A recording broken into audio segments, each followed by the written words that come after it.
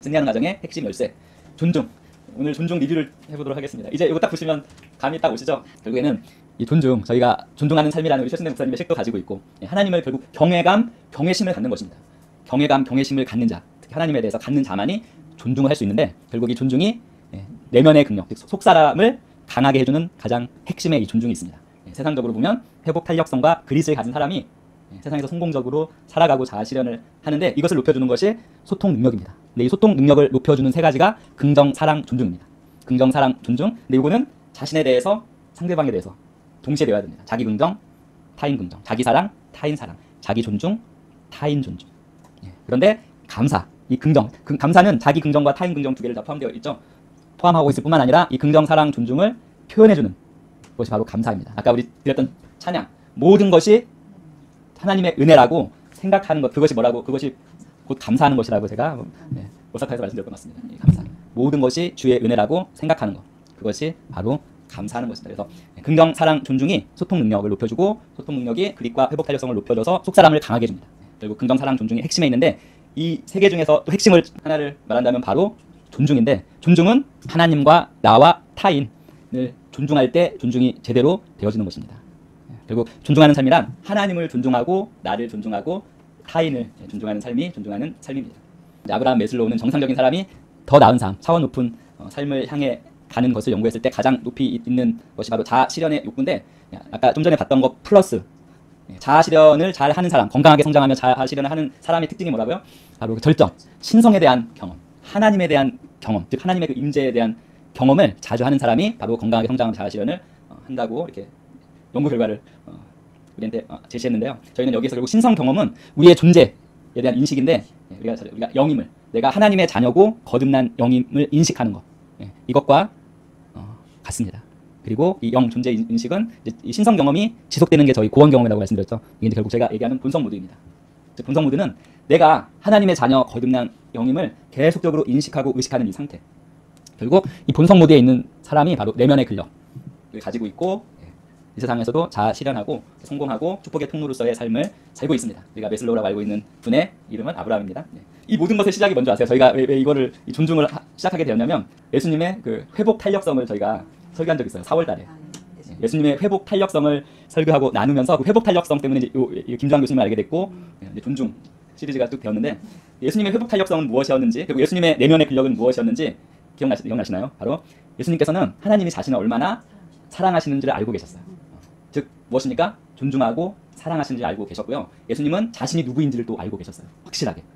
그리고 예수님께서는 누구를 기쁘게 하려는지를 알고 계셨어요. 그리고 하나님과 단둘이 시간을 보내는 방법을 알고 계셨고, 또한 시간을 보내셨습니다. 결국 예수님의 회복 탄력성에도 하나님과 나, 그리고 타인, 영혼 구원할 대상, 이 관계 가운데에서 예수님도 회복 탄력성과 그릿, 내면 근력을 가지고 계셨습니다. 거기에 자신이 누구인지, 하나님의 아들이죠. 예수님은 동시에 영인 그것을 분명하게 인식하고 계셨고, 예수님 그 오병이어에서 감사도 빼놓을 수 없죠. 감사, 사랑, 존중을 다 가지고 계셨습니다. 아담이 불순종의 아이콘이었다면 예수님은 순종의 아이콘이셨어요. 순종은 곧 존중입니다. 즉 예수님은 이 존중의 능력이 컸고, 따라서 회복 탄력성과 그릿이 크실 수밖에 없었습니다. 그래서 땀방울이 핏방울이 되도록 기도할 수밖에 없는 그 극도의 스트레스의 그 상황을 끝까지 온전하게 인내하고 하나님께서 맡겨주신 그 사명을 이루실 수 있었던 것은 결국 예수님도 이 존중, 순종에 기초한 이 존중의 능력, 존중의 삶을 사셨기 때문입니다. 그래서 오늘 승리하는 가정의 핵심 열쇠도 마찬가지입니다. 승리하는 가정의 핵심 열쇠도 역시 존중에 있는데요. 제가 그 제목에 존중을 넣어서 제목을 잡아봤습니다. 같이 한번 읽겠습니다. 남편을 위한 아내의 존중 고백 기도. 우리 권사님들은 지금 남편 안 계셔도 오늘 할 때 자녀의 아내, 자녀의 남편을 생각하시면서 함께 고백해 주시기 바랍니다. 남편을 위한 아내의 존중 고백기도 먼저 말씀 보겠습니다. 말씀은 베드로전서부터 읽어보겠습니다. 아내들아, 이와 같이 자기 남편에게 순종하라. 이는 혹 말씀을 순종하지 않는 자라도 말로 말미암지 않고 그 아내의 행실로 말미암아 구원을 받게 하려 함이니 너희의 두려워하며 정결한 행실을 봄이라. 이 말씀에 해당하는 지금 부분은 저희 가운데는 없는데, 즉 이 말씀은 무엇입니까? 믿지 않는 남편의 영혼 구원을 위해 존중하는, 결국 순종이 존중입니다. 존중하는 삶을 살라는 고면입니다. 베드로의 권면입니다. 존중하는 삶에서 배웠죠. 존중하는 삶은 불신자의 구원에 영향을 미칩니다. 그리고 존중의 삶을 기초하는 새로운 피조물의 세 가지 태도 중에 하나가 무엇입니까? 영혼 구원의 태도입니다. 또한 하나님 아버지의 세 가지 관심사이기도 하죠. 영혼 구원은 우리를 향한 하나님의 관심사 세 가지, 영혼 구원, 그리고 성령 충만, 영적 성장입니다.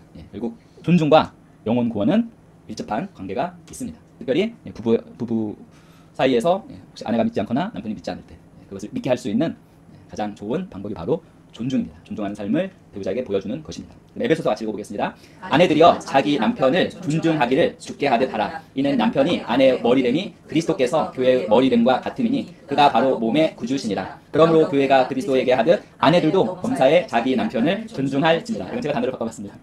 제가 여러 번역본을 좀 참조했는데 저희 한글 번역은 복종으로 나오거든요.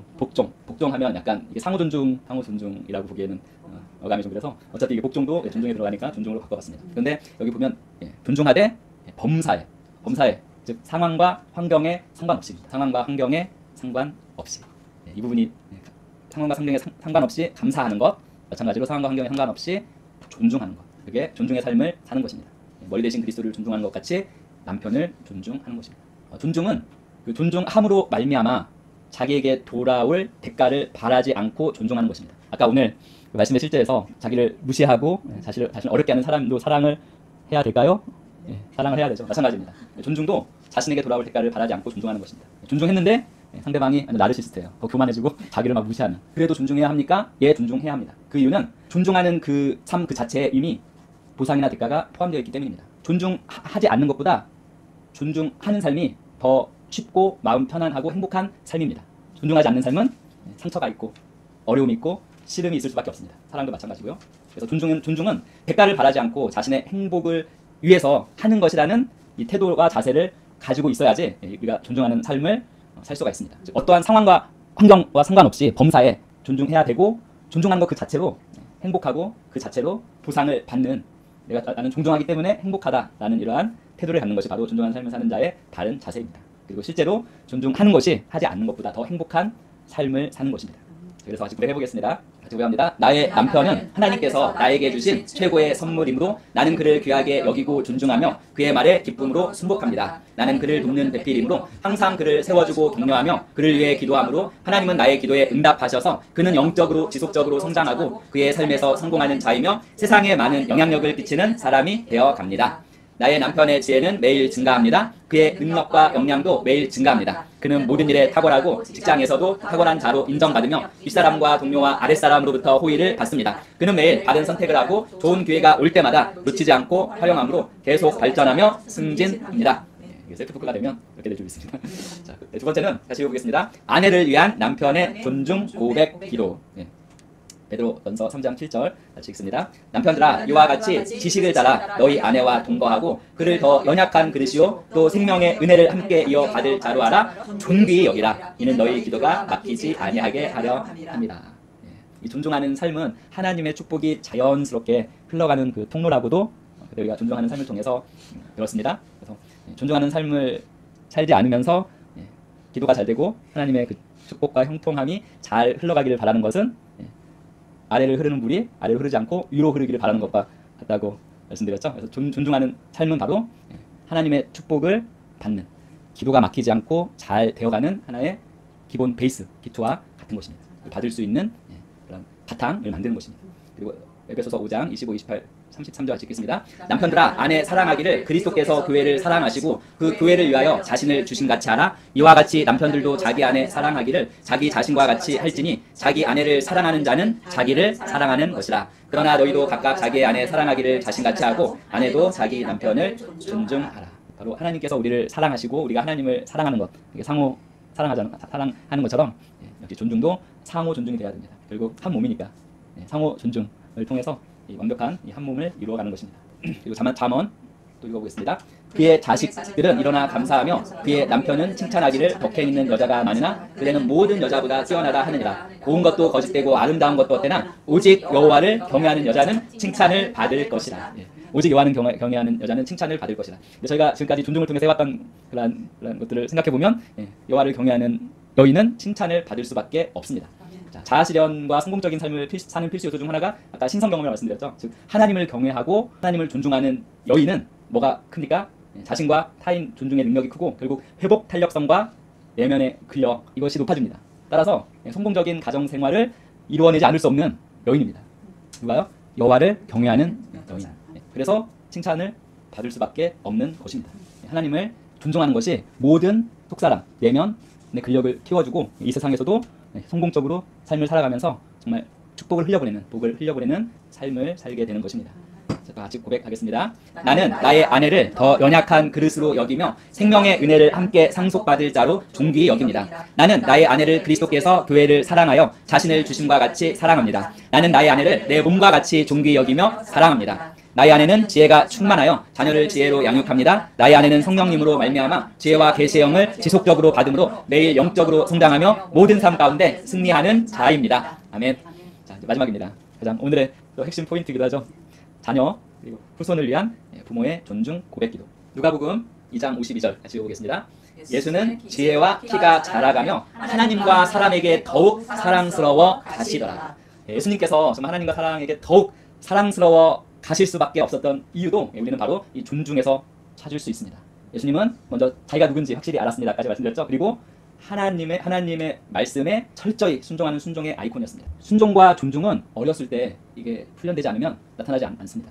즉 어렸을 때 순종과 존중을 배운 사람이 커서 다른 사람들을 존중할 수 있는 것입니다. 즉 예수님은 이미 어렸을 때부터 이 존중과 이 순종의 태도와 바탕이 되어 있었고 하나님과 사랑 따라서 하나님과 사람에게 더욱더 사랑스러워 가실 수밖에 없었던 그런 어린 시절을 보냈습니다. 우리 자녀들에게도 그대로 적용할 수 있는 부분입니다. 순종과 존중을 자녀들에게도 가르쳐야 합니다. 가장 좋은 것은 하나님을 경외하는 것.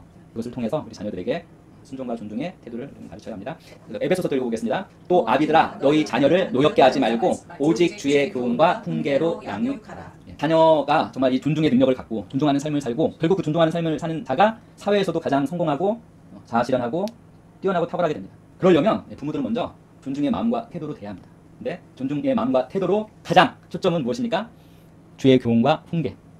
그랬을 때는 훈계도 필요하죠. 근데 이것이 하나님 말씀에 일치한 교훈과 훈계로 양육하는 것이 바로 이러한 양육했을 때 바로 그 자녀가 커서 존중의 마음과 태도로 다시 이제는 반대로 부모님과 사람들을 대하게 됩니다. 그리고 존중의 삶이 몸에 밴 자녀는 존중의 삶이 곧 소통 능력이고 소통 능력이 회복 탄력성과 그릿의 기초입니다. 세상에서 탁월하게 형통하게 잘 나갈 수밖에 없습니다.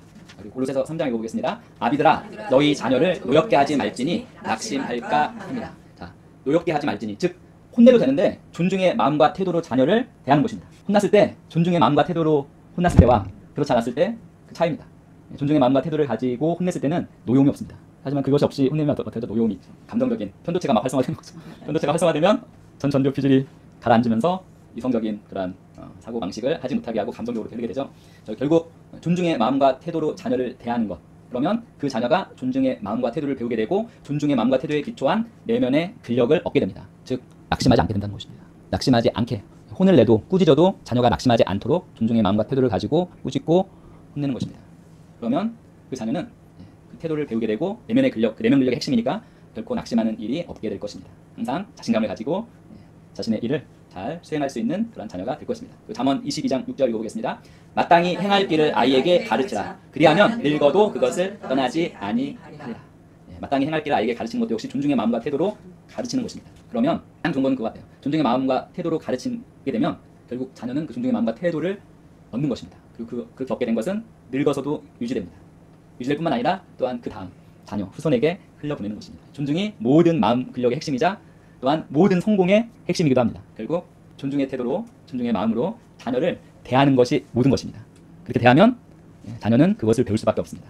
잠언 29장 이 말씀 읽어보겠습니다. 채찍과 꾸지람이 지혜를 주거늘 임으로 행하게 버려둔 자식은 어미를 욕되게 하느니라. 내 자식을 바로 잡으라. 그리하면 그가 너를 평안하게 하겠고 또 내 마음에 기쁨을 주리라. 저희 개역 개정은 여기가 내 자식을 징계하라 이렇게 되어 있어요. 그렇게 되면 편도체만 활성화됩니다. 자, 우리는 자녀의 편도체를 안정화시키고 전두엽 피지를 활성화시키려면 징계하라보다는 이거는 킹제임스 번역입니다. 내 자식을 바로 잡으라. 그래서 킹제임스 번역 바로 잡으라. 자녀를 존중의 마음과 태도를 가지고 바로 잡는다는 게 무엇입니까? 교정하는 것입니다. 잘못된 것을 바로 잡고 교정하는 것입니다. 근데 역시 이 바로 잡는 것, 교정하는 것도 존중의 마음과 태도를 가지고 하십시오. 그리하면 이렇게 바로 잡은, 이렇게 징계를 받은, 이렇게 교정된 자녀는 자녀가 나중에 커서 어떻게 한다고 말씀합니까? 부모의 마음을 평안하게 하고 부모의 마음에 기쁨을 주리라. 마지막 읽어보겠습니다. 너는 마음을 다하고 뜻을 다하여 힘을 다하여 내 하나님 여호와를 사랑하라. 오늘 내가 내게 명하는 이 말씀을 너는 마음에 새기고 내 자녀에게 부지런히 가르치며 집에 앉았을 때든지 길을 갈 때든지 누워있을 때든지 일어날 때든지 이 말씀을 강론할 것이며 너는 또 그것을 내 손목에 메어 기호를 삼으며 내 미간에 붙여 표로 삼고 내 집 문설주와 바깥문에 기록할지니라. 강론, 여기는 강론이라고 나와 있는데 그냥 말씀에 관해서 이야기하는 것입니다. 대부분 영어의 모든 번역이 그냥 talk about them이거든요. 즉 말씀에 대해서 함께 이야기를 나누는 것입니다. 그러니까 자주 식탁에서도 말씀에 대해서 이야기를 나누는 것입니다. 그리고 손목에 매는 거 팔찌처럼 해서 이렇게 말씀이 써 있는 팔찌, 그리고 이마띠로 해서 말씀 붙이고 문설주와 바깥문에 이거는 이게 뭐죠? 저희 포스트잇에 써서 여기저기 붙여놓는 거 그것을 의미합니다. 항상 인식되고 의식되도록 말씀이. 왜냐하면 말씀이 항상 인식되고 의식되는 건 결국 이게 우리의 잠재의식, 무의식 가운데 스며드는 것이고 김진호 목사님이 그런 얘기했던 것 같아요. 무의식에 있는 것이 의식보다 100만 배 강하다고. 그래서 아무리 뭐 설교 듣고 강의 듣고 뭐 다소 이렇게 지적 동의에 있는 수준으로는 지적 동의에 있는 그런 수준으로 그것으로 사는 게 아니라 무의식에 쌓여 있는 것으로 결국 인간은 살아가고 행동할 수밖에 없고. 그래서 셀프톡도 그렇고 결국 우리가 끊임없이 인식하고 의식하는 그 핵심 이유는 바로 이 말씀이 정말 우리의 잠재의식, 무의식에 가득 차서 이 말씀으로 우리가 기능하고 살아가도록 하려 함입니다. 이것도 아마 그러한 노력이었던 것 같아요. 손목에도 메어서 기호 삼고 미간에도 이렇게 쓰여서 삼고 항상 말씀이 쳐다보면 핸드폰을 예수님 사진을 딱 보면 그래도 예수님 인식되고 의식되고 예수님처럼 살아야 되는데 난 예수님을 대표하는 자인데 이런 항상 말씀을 항상 인식하고 의식하십시오. 근데 가장 기초는 나는 하나님의 자녀 거듭난 영이라는 거. 이것이 핵심입니다. 아무리 우리가 힘들고 어려운 상황 가운데 직면하더라도 내가 정말 진심으로 내가 하나님의 자녀 거듭난 영이라는 것을 인식하고 의식하면 아무리 어려운 일들이 찾아와도 그것이 그렇게 크게 힘들게 생각되거나 느껴지지 않습니다. 그 신성의식, 그가 누구인지에 대한 정체성에 대한 의식, 예수님께서도 가지고 계셨고 결국 그것이 회복 활력성과 이 마음 내면의 근력을 높여주는 핵심입니다. 내가 누구인가? 나는 하나님의 자녀 거듭난 영입니다. 혼, 개혁자와 경험자죠. 그게 내가 아닙니다. 이건 과학자들도 얘기하는 것입니다. 혼이 내가 아니라 나는 거듭난 영이고 이 영 안에 무엇이 있으니까 하늘의 모든 신령한 것, 하나님의 생명, 하나님의 본성, 게다가 그리스도의 영, 성령께서 거하고 계십니다. 자, 마지막 이건 두 번씩 읽도록 하겠습니다. 자녀들을 생각하시면서 두 번씩 읽겠습니다. 이거는 내 자녀는 하나님께서 나에게 주신 최고의 선물입니다.